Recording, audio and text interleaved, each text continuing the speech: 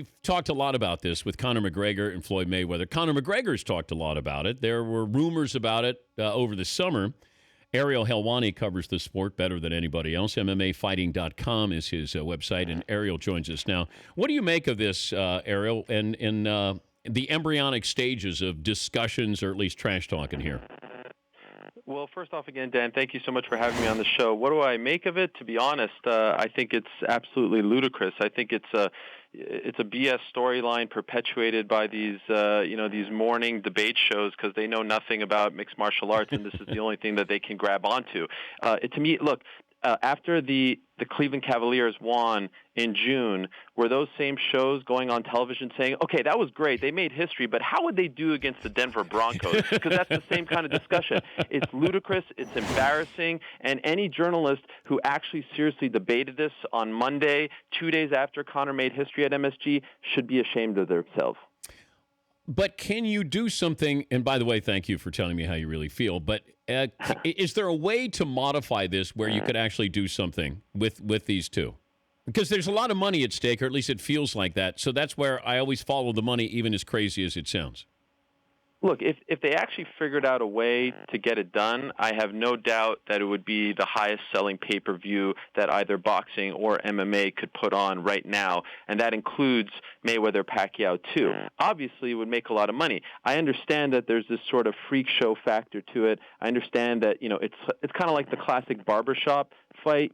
People sit around and say, okay, but, Conor with his wrestling, he could take Mayweather down. Mayweather with his hand speed, he can knock Conor out. I get it. They're both great trash talkers, but it's just fantasy. There are so many hurdles that need to be jumped over for this fight to actually happen. It's a little disappointing as an MMA journalist, only because, and I get it, and I'm not trying to be like the guy who saw his band grow up and now it's mainstream, and I'm longing for the underground days. But Conor just made history on Saturday. Can we just enjoy that and celebrate that before talking about this fictitious fight that probably will never happen? That's my take on the whole thing. You get what I'm saying? But Ariel, Conor McGregor talked about it, though. Whether he was asked about it, he said that, Floyd doesn't want any part of this. He puts people to sleep, and I put him to sleep by, how I fight. He puts him by, how he boxes. So McGregor has fed into this, though, in all fairness. Well, because he's the ultimate promoter. I mean, I bet if you asked him how he would do against Bruce Lee in 2017, he'd give you a nice answer for that one as well. I mean, why wouldn't he feed into this? He stands to make more money against Mayweather than ever in his career. Look, I actually feel like Conor would do it. I feel like the UFC would do it. I don't think Mayweather would do it. At this point, why would he do it? I mean, Mayweather doesn't want to step in there against Triple G. Why would he step in there against Conor in a no-holds-barred fight? There's too much for him to lose at this point. But what if it was just boxing, though? Let's say they did sanction it as a boxing match. What do you think?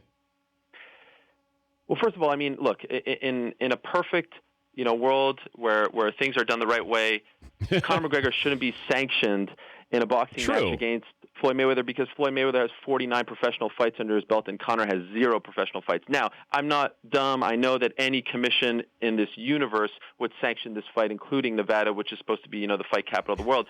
I think Conor would do it, but he would do it for $100 million. And would Floyd split $100 million with Conor and give the UFC a piece of the pie? Because the UFC is not going to just sit back and let this happen. They own Conor's rights right now. Floyd doesn't have that hurdle because he's his own promoter. Conor has a promoter who's the UFC, who expects and is used to making a boatload of money, more so than the fighters. So they're just not going to let those guys take all the money, and that's a big problem as well. And also, people look at Conor McGregor and go, boy, he's a good fighter, good boxer for an MMA guy. I said, sure. You know what? He is for an MMA fighter, but not as Floyd Mayweather is tactically one of the greatest defensive fighters of all time. And we're all of a sudden going to put Conor McGregor in that category that he can, even with the age difference. And I went, there's a big difference in what Floyd does and what Conor does when it comes to boxing. You're 100% right. That's why I made the comparison to the Cavs and the Broncos as opposed to the Cavs and the 90s Bulls. Because you could say, well, yeah, in basketball, LeBron James runs and he passes the ball just like Peyton Manning did in the Super Bowl. That's where the two sports share this common bond. But otherwise, they're two completely different sports. the way Conor boxes is completely different than the way Floyd Mayweather boxes, because Conor has to worry about so much more. He has to worry about kicks and knees and takedowns. I mean, it's a completely different mindset. So Conor has been learning to box as an MMA fighter, as opposed to Floyd, who has been learning to box offensively and defensively, only having to worry about the punches coming to his face and to his body. It's so different, and that's why it's a very easy answer. I don't understand why people keep debating this. If it's a boxing match, Floyd wins. If it's an MMA fight, Conor wins. I just told you the end of the movie. Why do people care about it so much? I don't get it. I'd much rather talk about, Conor against Khabib Nurmagomedov, all the great fighters in his own sport, but I know that doesn't get the executives at these respective TV stations excited.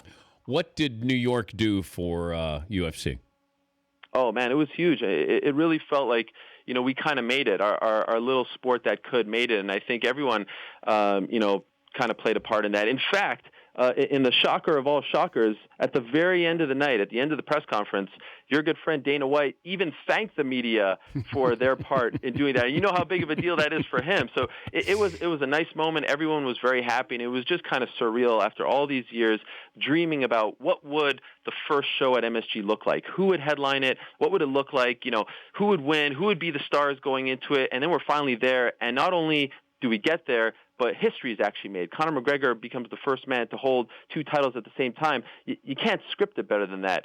And now it just feels like he has reached this whole other stratosphere. I mean, Marc Gasol, I don't know if you saw this, hits a game-winning shot, and he's copying Conor McGregor. This is crazy. So it feels like we've reached another level. It's one thing to do all that in Vegas or in Dublin or, in California. It's another thing to do that at MSG on Broadway in front of Madonna, Hugh Jackman, Odell Beckham, and that's what Conor did. So it feels like we're in a different sort of stratosphere now after Saturday night. All right, we'll try not to bother you with trivial things again, Ariel. No, I love it. But I just feel like I have to sort of, on behalf of my sport that I love so dearly, I have to kind of bring everyone down, because all week I've been seeing these talking heads who know nothing about MMA, who don't really understand how to put what Conor did in context, just grab onto this low-hanging fruit. Talk about what he did. Talk about why he's so great, why he's just such an amazing MMA fighter. Don't go for this stuff. You guys are better than that. I know you're better than that.